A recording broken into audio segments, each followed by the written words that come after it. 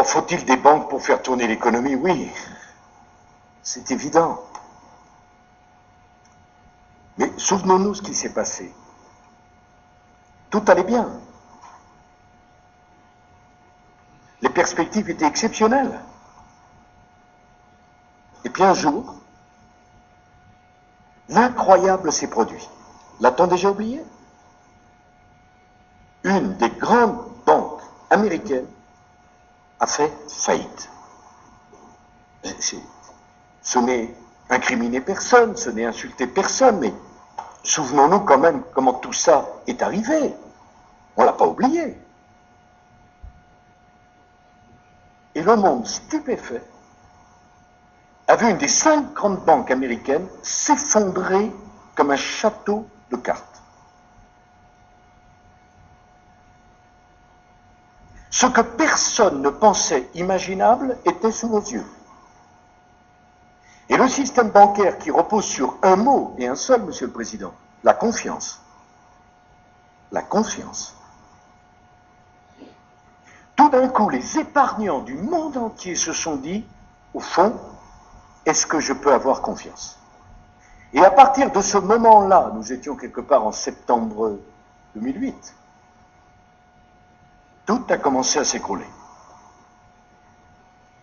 Et le monde l'a payé de dizaines de millions de chômeurs qui n'étaient pour rien, absolument rien, et qui pourtant ont payé tout. Parce qu'entre le château de cartes qui s'écroule chez Lehman Brothers et le chômeur européen, américain, japonais, quelques pays du monde, il y a un lien absolument direct. Ça a créé beaucoup de colère, Monsieur le Président. Beaucoup de colère. Et beaucoup de souffrance. Et puis sont venues les explications. Et qu'est-ce qu'on a vu? Qu'au fond, depuis 10 ans, des institutions majeures en qui on pensait pouvoir avoir confiance faisaient des choses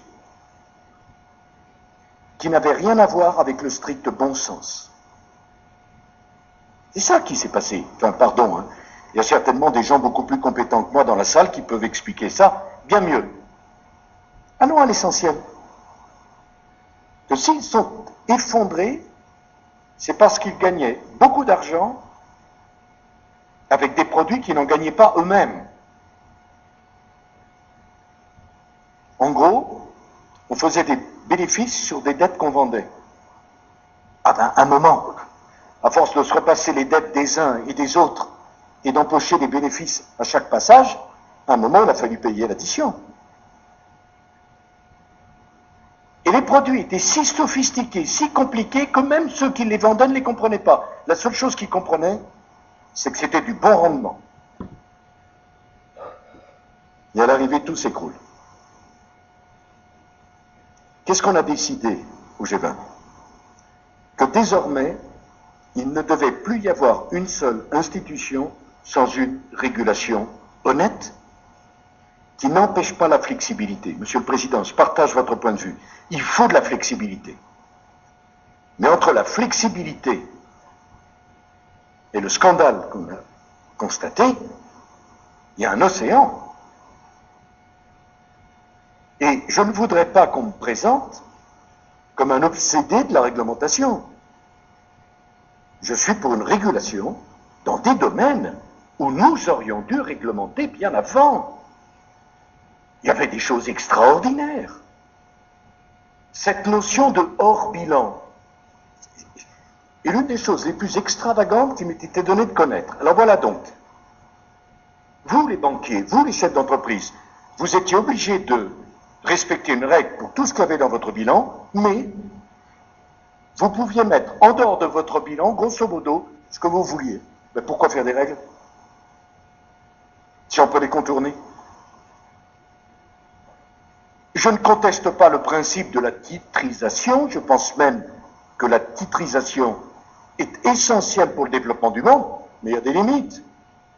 quand tel pays offshore garantissait 700 fois son PIB, est-ce qu'on est dans l'économie de marché ou est-ce qu'on est dans une maison de fous?